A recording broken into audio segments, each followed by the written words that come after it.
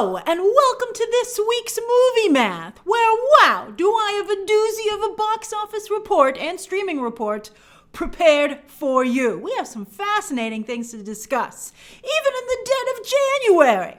So the question Hollywood has on its mind right now is it Omicron or just bad movies? Because only Spider-Man is raking in the dough. So much dough. Yes, in just a month, 4 weeks, No Way Home is closing in on $700 million domestic. Remember when that was the most a movie could hope to make during the pandemic total worldwide? That's just the domestic haul on Spider-Man. That puts it at number 6 on the all-time chart. It's crawling up these all-time charts like Spider-Man up the side of a building.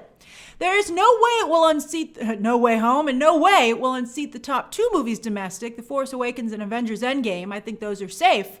But the rest of the movies in the 5 through 3, they better watch their back. All-time worldwide, Spider-Man No Way Home is now at number 8. We were wondering if it would get into the top 10. Now it's dominating it, the worldwide top 10. It has about $500 million to go before it becomes the first Spider-Man movie ever to join the $2 billion club. Some of you from the very beginning were like, it's going to make $2 billion. We thought you were crazy. But your fandom, again, it's not just rewarded, but fans are the one who made this happen. Now, in addition to Spider-Man being a fan fever dream, No Way Home is benefiting substantially from no competition at the multiplex, nor even on streaming, as The Witcher Season 2 never really materialized as a global sensation like the first season. But it's still doing pretty good numbers on Netflix, as you'll see when we go into the Netflix top 10. And Netflix is still very heavily invested in turning that franchise into a franchise. And they have so many things already going that I think...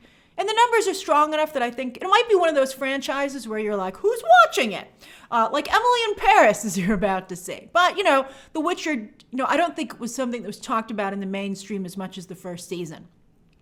Now, next week, Paramount's Scream enters the marketplace, a fantastic flick. The review embargo lifts this Wednesday at 3 a.m. Eastern Standard Time. What a weird time for the review embargo to lift, considering how strong the film is. That's right, when Boba Fett drops on Disney+. But anyway, so a lot of you will be up to look at the Scream reviews after you watch Boba Fett. What will you do first? Watch Scream reviews or watch Boba Fett live? The social media reactions have already gone up, though, including my own, and Scream is a scream. It will finally give No Way Home some honest competition, and it will test whether or not Omicron is really the big bad that Hollywood fears it might be, and moviegoers are simply willing to risk it over and over again to see a mega event like No Way Home in theaters. Now this is very interesting. A Gallup poll done at the end of the year has revealed that 61% of adults didn't go to the movies at all in 2021. They didn't go to a movie theater at all. 31% saw 1 to 4 movies, while 9% saw 5 or more. 9%! And that's all Spider-Man No Way Home. I wonder if Gallup counts multiple viewings of a single movie as one or multiple films. Furthermore, adults saw on average 1.4 movies in theaters in 2021, whereas pre-pandemic, the average was 4.8. Now, Deadline is also quoting a new service in their box office breakdowns called Intelligence, which claims to pinpoint how many tickets are actually sold. They estimate that 54.4 million tickets have been sold for No Way Home in the United States and Canada. Now, what Deadline doesn't bring up, which I think is fascinating, is that you might be like, well, is 54.4 million tickets a lot? Well, how many adults are in the United States? Because there's over 300, I don't know if that's adult tickets or children's tickets or senior tickets. I don't know what the breakdown is. But as for adults over 18, there are 258.3 million in the United States alone, which shows how you can get incredible box office numbers like Avatar and Endgame. I always think it's fascinating how many people actually don't go to the movies. And that's why there's even more money in streaming, where people can spend less and don't have to leave home or can watch it on the go on their phone. That's why there's just so much money in streaming. There's such a big audience that is not tapped. That's why it used to be VHS was a huge cash cow, then it became DVD, and now Hollywood's transitioning to streaming. Because streaming, DVD killed VHS and streaming killed DVDs.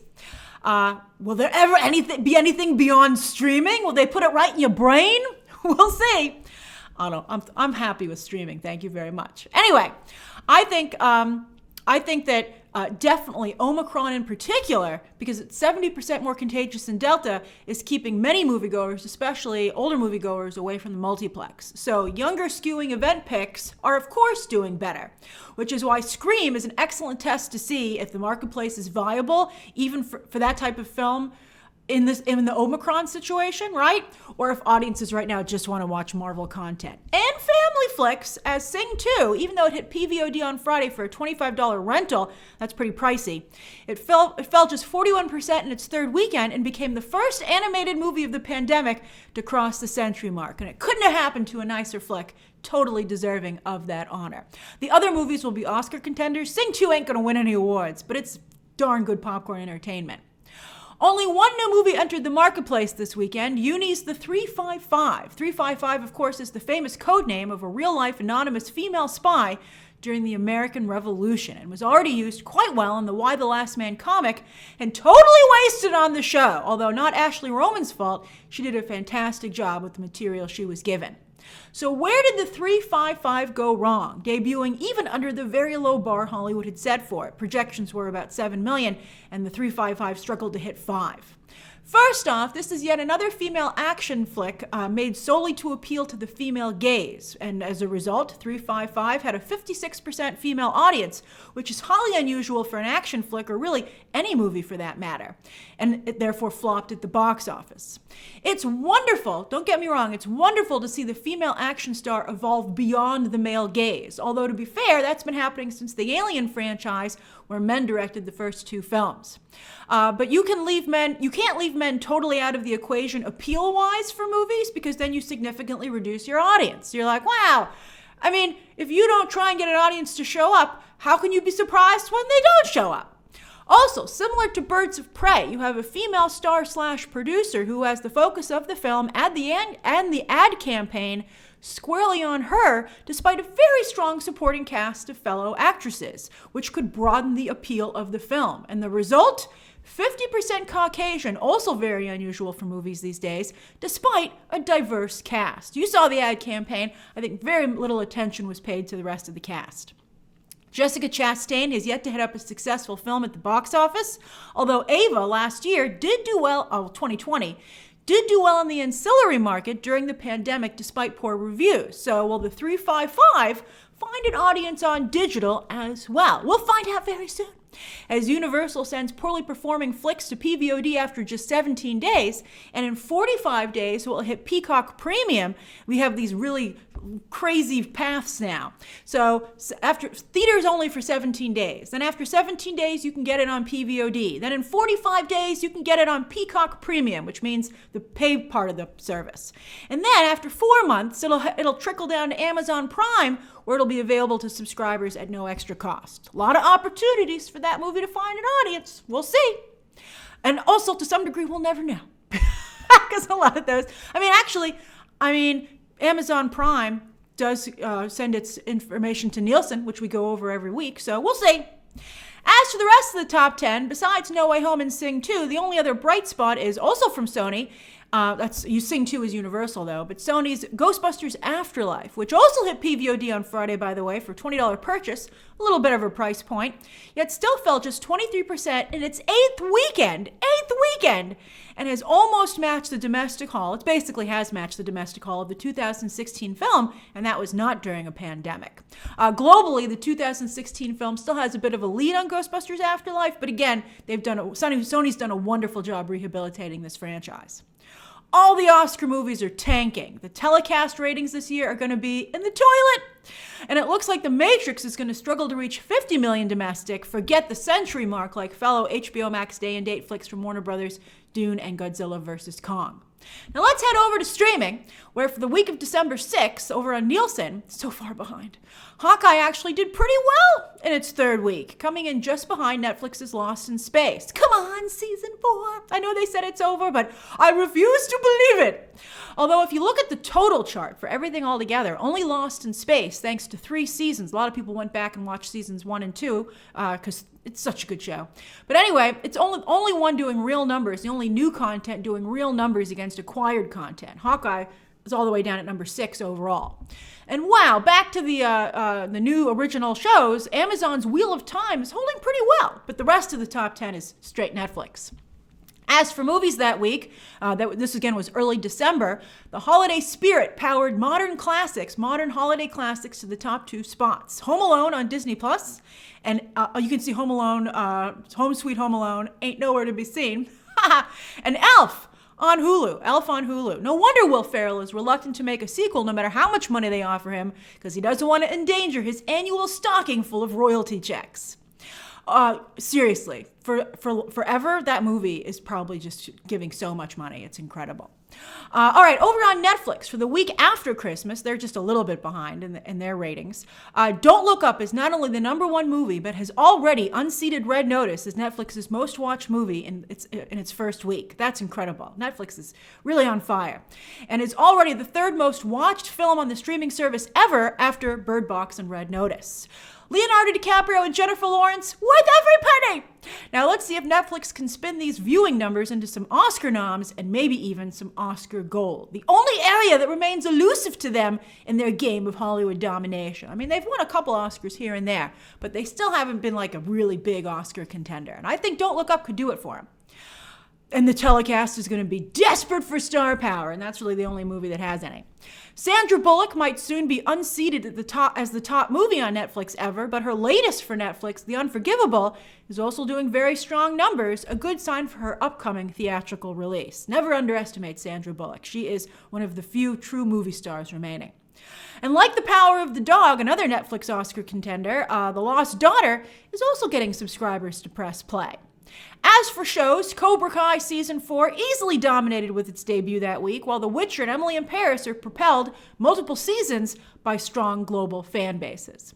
And on iTunes, all those people, the 61% avoiding theaters, were eager, just waiting for Sing 2 and Ghostbusters Afterlife to hit digital, and promptly gobbled them up. In fact, the whole top 10 reflects that pattern, as you can see people just waiting for Hollywood Big Fair to hit digital and then pounce on it. All right, this coming week, it's time to scream, baby. Oh boy, with the 4-day holiday weekend, it's a 4-day holiday weekend with Martin Luther King Jr. Day. Paramount is hoping to open with 40 to 50 million, and Hollywood thinks they might just be able to do it, as projections have it more realistically at 35 to 40. I think it can do much better. I think if it doesn't hit 40 to 50, it's Omicron. I think that, even if it's in the high 30s, it'll be the biggest opening for the franchise yet. And, typically, there's like 1 or 2 exceptions, but typically for Martin Luther King Jr. weekend, around 40 is the norm, even pre-pandemic, so that would be very good. Are you going to go to theaters this coming weekend to see Scream? I'm curious what your plans are. And also, it's such a good movie. You don't want the stuff spoiled for you. I'm very curious to see if people turn up for it. On streaming, Euphoria starts up again tonight on HBO, which has always dominates Sundays, and their lineup is Euphoria and The Righteous Gemstones. I mean, that seems a little desperate for content, because, who wants another season of that? Do you watch The Righteous Gemstones? Maybe it's amazing. All right, then on I stopped watching after 2 episodes in season 1. Then on Tuesday, the CW brings back Superman and Lois, which I know a number of you really love, and they're hoping that you will also watch Naomi right after that with their DC block of TV that night. Then on Thursday, Warner Brothers will try to up their DC TV game with their first DCEU show, Peacemaker. It finally hits on HBO Max. And on Peacock, Josh Gad has a very unusual project for himself, a dark romantic comedy with Isla Fisher. I think it's actually out of Australia, Wolf Like Me. Netflix. What do they have this week? They have a new season of Cheer on Wednesday. They're a little weak this week. The Alyssa Milano movie Brazen on Thursday. And then they're going to see, they've done so well with South Korean content, and now they have a Japanese show this week, The Journalist. Then Friday, there's new show Archive 81, which is executive produced by James Wan, which I don't think they're making a big enough deal of to get people to check that out. And then also animated movie Riverdance. We're just so close. There's some really good TV on the horizon, in particular Ozark and Pam and Tommy. That's going to be coming out at the end of this month and beginning of February. And that's this week's Movie Math. How high do you think Spider-Man No Way Home will eventually get on the domestic and worldwide lists? And is it Omicron or bad movies? Are you going to see Scream again in theaters this weekend? Plus, what have you been watching? And again, what do you plan to watch, theaters and on streaming, this coming week? Share those thoughts down below, subscribe today, and of course, as always, you can check out some more videos right now.